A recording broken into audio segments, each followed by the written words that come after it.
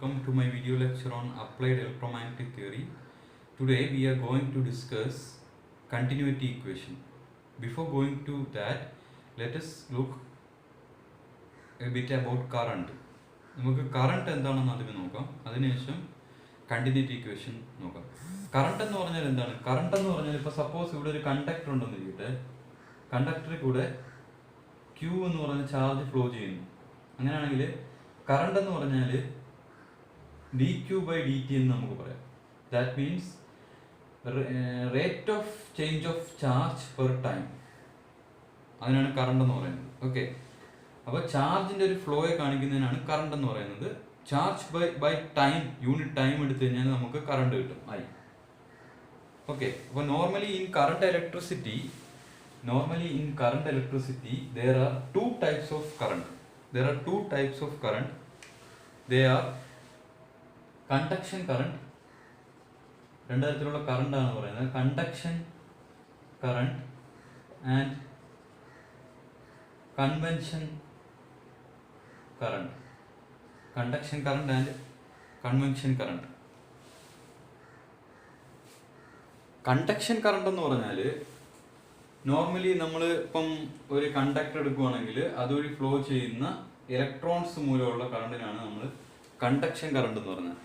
ഇപ്പോൾ ഒരു കണ്ടക്ടർ എടുക്കുകയാണെങ്കിൽ ഇലക്ട്രോൺ ആയിരിക്കും, ഒരു ഇലക്ട്രോലൈറ്റ് എടുക്കുകയാണെങ്കിൽ അതിനകത്തുള്ള അയോൺസ് ആയിരിക്കും. ഓക്കെ, ഇലക്ട്രോലൈറ്റ് എടുക്കുകയാണെങ്കിൽ അയോൺസ് ആയിരിക്കും. അതുമൂലം ഉണ്ടാകുന്ന കറണ്ടിന് പറയുന്ന പേരാണ് കണ്ടക്ഷൻ കറണ്ട് എന്ന് പറഞ്ഞാൽ. ഇനി കൺവെക്ഷൻ കറണ്ട് എന്ന് പറഞ്ഞാൽ വാക്യൂമിൽ കൂടെ ഫ്ലോ ചെയ്യുന്ന current. Suppose convection current, conduction current ഇപ്പം പറഞ്ഞു നമ്മൾ ചാർജ് കാരിയസ് കാരണമുള്ള. ഇനി കൺവെക്ഷൻ കറണ്ട് എന്ന് പറഞ്ഞാൽ ഇപ്പം സപ്പോസ് ഇവിടെ ഒരു പോസിറ്റീവ് പ്ലേറ്റ് ഉണ്ടെന്നിരിക്കട്ടെ, ഇവിടെ ഒരു നെഗറ്റീവ് പ്ലേറ്റ് ഉണ്ടെന്നിരിക്കട്ടെ. ഇതിന് അക്രോസ് ഒരു ഹൈ വോൾട്ടേജ് അപ്ലൈ ചെയ്ത് കഴിഞ്ഞാൽ ഈ വാക്യൂം വഴി അല്ലെങ്കിൽ എയർ വഴി ഇവിടെ നിങ്ങോട്ട് ചാർജ് ഫ്ലോ ഉണ്ടാവും. ഓക്കെ, അപ്പോൾ ആ എയർ വഴിയുള്ള ചാർജ് ഫ്ലോ, ആ ഒരു കറണ്ടിന് പറയുന്ന പേരാണ് കൺവെക്ഷൻ കറണ്ട്. എയർ വഴിയുള്ള ചാർജ് ഫ്ലോയ്ക്ക് പറയുന്ന പേരാണ് convection current. For example electron beam in vacuum tubes. Example ഇതാണ്, electron beam in vacuum tubes, cosmic rays, solar rays, ഇതെല്ലാം കൺവെക്ഷൻ കറണ്ടിന് എക്സാമ്പിളാണ്. ഓക്കെ, അപ്പോൾ ഇതാണ് ഡിഫറെൻറ്റ് ടൈപ്സ് ഓഫ് കറണ്ട്, രണ്ടെണ്ണം. ഇനി വേറൊരു കറണ്ട് ഉണ്ട്, ഡിസ്പ്ലേസ്മെന്റ് കറണ്ട് എന്ന് പറയും. അടുത്തൊരു മെയിൻ പോയിന്റ് ആണ് displacement current. Displacement current means ഇപ്പോൾ സപ്പോസ് ഒരു കപ്പാസിറ്റർ എടുക്കുക. കപ്പാസിറ്ററിന് രണ്ട് പ്ലേറ്റ് ഉണ്ട്, positive charge plate, negative charge plate. ഇതിൻ്റെ ഇടയ്ക്ക് എന്താണുള്ളത്? ഇതിൻ്റെ ഇടയ്ക്ക് ഇലക്ട്രിക് ഫീൽഡ് ഉണ്ടോ?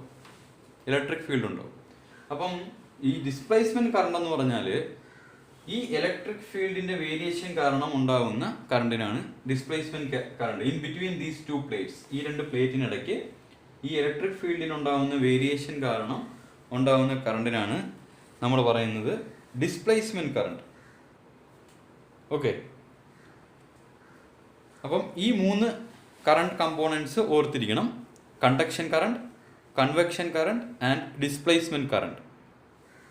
കറണ്ട് ഡെൻസിറ്റി എന്ന് പറഞ്ഞിട്ടൊരു ടേം ഉണ്ട്. കറണ്ട് ഡെൻസിറ്റി അതിൽ റെപ്രസെന്റ് ചെയ്യുന്ന letter current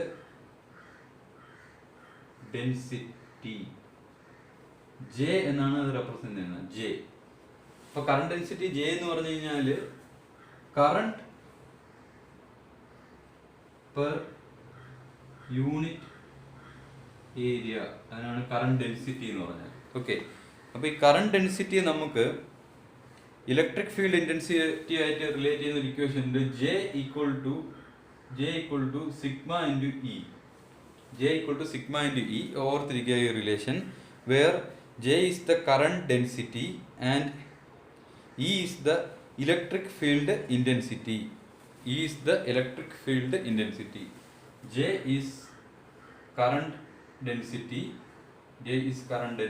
and E is electric field intensity at a point, and sigma is the conductivity of that material. Sigma is the conductivity of that material, electrical conductivity. Sigma is the conductivity. അപ്പോൾ ഇതാണ് current density ജെയ്ക്കുള്ള relation. അപ്പം current density നമുക്ക് ഇപ്പം let us consider an object. ഇതൊരു object ആണെന്നിരിക്കട്ടെ. ഇതിൽ ഈ ഒരു സ്മോൾ ഏരിയ ഞാൻ കൺസിഡർ ചെയ്തു. ഈ ഒരു സ്മോൾ ഏരിയ കൺസിഡർ ചെയ്തു. ആ ഏരിയയിലുള്ള കറണ്ട് ഡെൻസിറ്റി ജെ ആണെന്നിരിക്കട്ടെ, ജെ. അങ്ങനെയാണെങ്കിൽ ടോട്ടൽ ഈ ഏരിയയിൽ ഫ്ലോ ചെയ്യുന്ന കറണ്ട് നമുക്ക് കണ്ടുപിടിക്കാൻ പറ്റും. എങ്ങനെ? കറണ്ട് ഡെൻസിറ്റി എന്ന് പറഞ്ഞാൽ എന്താണ്? കറണ്ട് ഡെൻസിറ്റി എന്ന് പറഞ്ഞു കഴിഞ്ഞാൽ J is current per unit area. Area ആണ് കറണ്ട് ഡെൻസിറ്റി. അപ്പോൾ ടോട്ടൽ കറണ്ട് കണ്ടുപിടിക്കണമെങ്കിൽ കറണ്ട് ഡെൻസിറ്റി ഇൻറ്റു ഏരിയ എടുത്താൽ മതിയോ? കറണ്ട് ഡെൻസിറ്റി ഇൻറ്റു ഏരിയ എടുത്താൽ മതിയോ? അപ്പം അത് വെച്ചിട്ടാണ് റിലേഷൻ. Total current through a surface is given by I is equal to surface integral of current density. ഈ സർഫസ് ഇൻ്റഗ്രൽ എന്ന് ഡബിൾ ഇൻ്റഗ്രൽ സർഫസ് ഇൻ്റഗ്രൽ കാണിക്കുന്നത് ഏരിയ എടുക്കണമെന്നാണ്. ഓക്കെ. അപ്പം ഒരു സർഫസ് ഉണ്ട് നമുക്ക്. ആ സർഫസിൽ കൂടെ ഫ്ലോ ചെയ്യുന്ന മൊത്തത്തിലുള്ള കറണ്ട് കണ്ടുപിടിക്കണമെങ്കിലുള്ള ഇക്വേഷൻ ഇതാണ്. Surface integral current density J dot D S. അത് ഓർത്തിരിക്കുക. ഇനി അടുത്ത കണ്ടിന്യൂറ്റി ഇക്വേഷനെ കുറിച്ചാണ് അടുത്ത് ഞാൻ പറയുന്നത്. Continuity equation. Continuity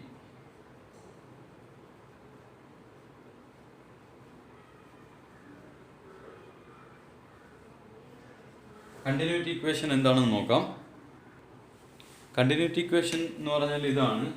surface integral of J dot D S is equal to doe by Dr T of volume integral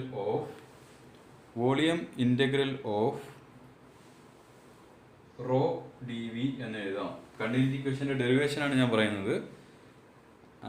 അതായത് surface integral of J dot D S means current flowing through a surface. അതിനാണ് ഈ ഒരു time കൊണ്ട് ഉദ്ദേശിക്കുന്നത്. Current flowing in a surface. Current in a surface എന്നാണ് ഉദ്ദേശിക്കുന്നത്. അത് equal to എന്താണ്? Rate of change of charge per unit volume. Rho എന്ന് പറഞ്ഞാൽ ചാർജ് ഡെൻസിറ്റി. ചാർജ് ഡെൻസിറ്റി എന്ന് വെച്ച് കഴിഞ്ഞാൽ ചാർജ് പെർ വോളിയം ആണ് എന്ത്? റോ. അപ്പം ഇങ്ങനെ ഒരു മൊത്തത്തിലുള്ള ഒരു വോളിയം ഉണ്ട്. അതിനകത്ത് ചെറിയൊരു ഏരിയയിലുള്ള ചാർജാണ് റോ എന്ന് പറയുന്നത്. അങ്ങനെ മൊത്തത്തിലുള്ള ചാർജ് കണ്ടുപിടിക്കാൻ വേണ്ടിയിട്ട് നമുക്ക് റോ ഇൻറ്റു ആ വോളിയം എടുത്താൽ മതി. അതാണ് ഇവിടെ പറയുന്നത്. കറണ്ട് ഡെൻസിറ്റി, കറണ്ട് എന്ന് പറഞ്ഞാൽ നമ്മൾ നേരത്തെ പറഞ്ഞു, കറണ്ട് എന്ന് പറഞ്ഞു കഴിഞ്ഞാൽ ചാർജ് പെർ ടൈം അല്ലേ. Rate of change of charge by time ആണ്. അതായത് D Q by D T ആണ് ഐ എന്ന് പറഞ്ഞാൽ. അപ്പോൾ ഇവിടെ അതാണ് ചെയ്തിരിക്കുന്നത്. D by D T, do by D T with respect to time differentiate ചെയ്തു. Volume integral of rho V എന്ന് പറഞ്ഞാൽ നമുക്ക് ചാർജ് കിട്ടും. അപ്പം ഇതാണ് കണ്ടിന്യൂറ്റി ഇക്വേഷൻ തുടങ്ങുന്നത്. Surface integral of J dot D S is equal to doe by D T of volume integral of rho D V, where rho എന്ന് പറഞ്ഞാൽ എന്താണ്? Charge density at a point. Okay. ഇനി നമുക്ക് Gauss divergence തിയറത്തിന്റെ ഒരു relation ഉണ്ട്. By Gauss divergence theorem we know volume integral del dot j dv is equal to surface integral volume integral del dot j dv is equal to volume integral del dot j dv is equal to do by Dr T ഇവിടെ negative ഉണ്ട്. Do by Dr T volume integral rho D V. ഇവിടെ എന്താ ചെയ്തെന്ന് വെച്ച് കഴിഞ്ഞാൽ by Gauss divergence theorem നമുക്ക് ഇതിനെ surface ഇന്റഗ്രലിനെ വോളിയം ഇന്റഗ്രൽ ആയിട്ട് എഴുതാം. ഇതിനെ ഇങ്ങനെ റീപ്ലേസ് ചെയ്തു. ഗോസ് ഡൈവർജൻസ് തിയറം ഞാൻ മുമ്പ് പറഞ്ഞിട്ടുണ്ട്. അതിനകത്ത് എന്താണെന്ന് വെച്ചാൽ ഗോസ് ഡൈവർജൻസ് തിയറം ചെയ്യുന്നത് സർഫസ് ഇന്റഗ്രലിനെ വോളിയം ഇന്റഗ്രൽ ആയിട്ട് മാറ്റുന്ന ഒരു പർപ്പസാണ്. ഒരു സർഫസ് ഇന്റഗ്രലിനെ വോളിയം ഇന്റഗ്രൽ ആയിട്ട് മാറ്റുമ്പോൾ ജെ മാറി ഡെൽ ഡോട്ട് ജെ ആവും. അപ്പം volume integral of del dot J D V is equal to minus Dr by Dr T volume integral rho D V. Okay, നമുക്കിപ്പോൾ ഇവിടെ volume integral del dot J D V is equal to minus Dr by Dr T volume integral rho D V എന്നാണ് എഴുതിയിരിക്കുന്നത്.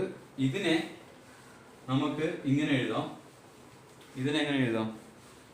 Volume integral of del dot J D V is equal two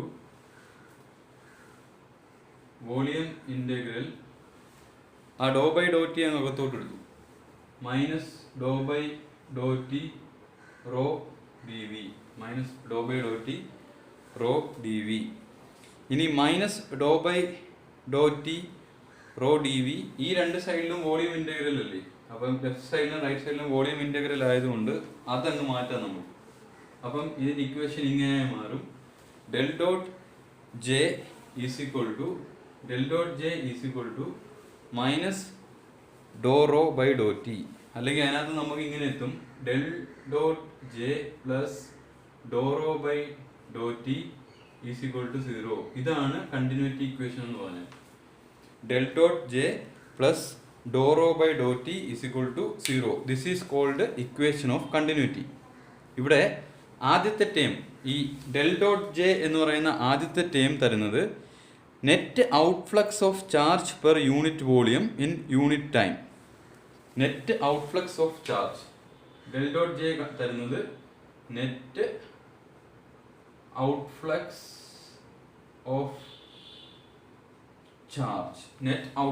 of charge per unit volume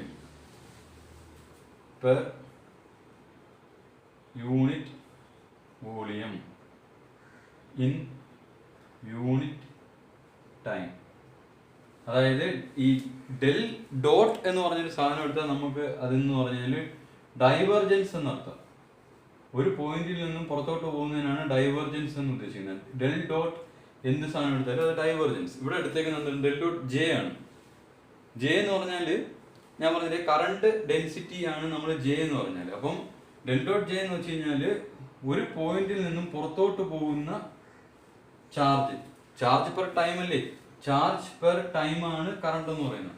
അപ്പോൾ del dot J എന്ന് വെച്ച് കഴിഞ്ഞാൽ ഒരു പോയിന്റിൽ നിന്നും പുറത്തോട്ട് പോകുന്ന, അതാണ് net outflux of charge per unit volume. ഒരു യൂണിറ്റ് വോളിയം എടുത്തു കഴിഞ്ഞാൽ അതിൽ നിന്ന് പുറത്തോട്ട് പോകുന്ന ചാർജ്, അതാണ് കറണ്ട് ഡെൻസിറ്റി ജെ കൊണ്ട് ഉദ്ദേശിക്കുന്നത്, ഡെൽ ഡോട്ട് ജെ കൊണ്ട് ഉദ്ദേശിക്കുന്നത്. ഒരു പോയിന്റിൽ നിന്നും പുറത്തോട്ട് പോകുന്ന, അവിടെ നിന്ന് പുറത്തോട്ട് പോകുന്ന ചാർജ് ഔട്ട്ഫ്ലക്സിന് ആണ് ഡെൽ ഡോട്ട് ജെ. അതേ പ്ലസ് ഈ second term dou rho by Dr T എന്താണെന്ന് അടുത്ത് പറയുന്നത്.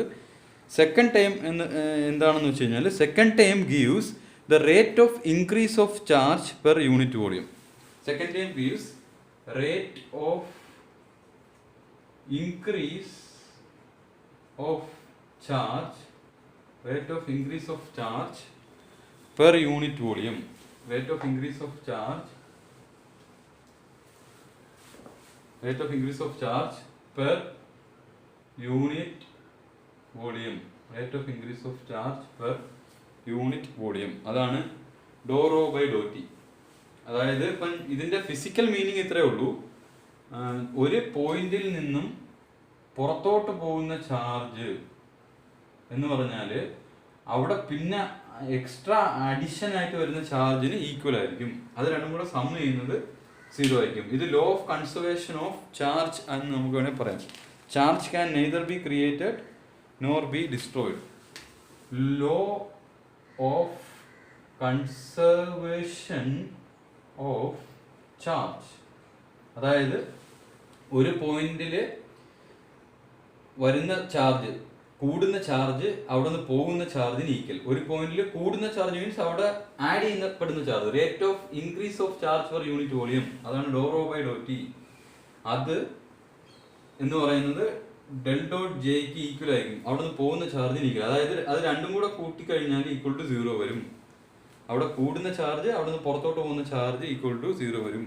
ഇതിനാണ് കണ്ടിന്യൂറ്റി ഇക്വേഷൻ എന്ന് പറയുന്നത്. ഓക്കെ, ഈ ഇക്വേഷനാണ് കണ്ടിന്യൂറ്റി ഇക്വേഷൻ എന്ന് പറയുന്നത്. അതിനകത്ത് ഈ രണ്ട് ടേമും എന്താണെന്ന് ഓർത്തിരിക്കുക.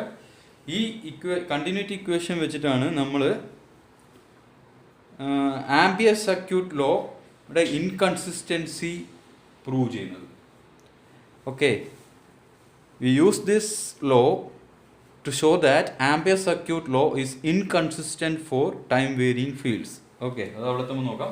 ഇപ്പോൾ കണ്ടിന്യൂറ്റി ഇക്വേഷൻ്റെ ഡെറിവേഷൻ ഇമ്പോർട്ടൻ്റ് ആണ്, ഇത് നോക്കിയിരിക്കുക. എന്തെങ്കിലും ഡൗട്ട്സ് ഉണ്ടെങ്കിൽ ചോദിക്കാം. Okay, thank you.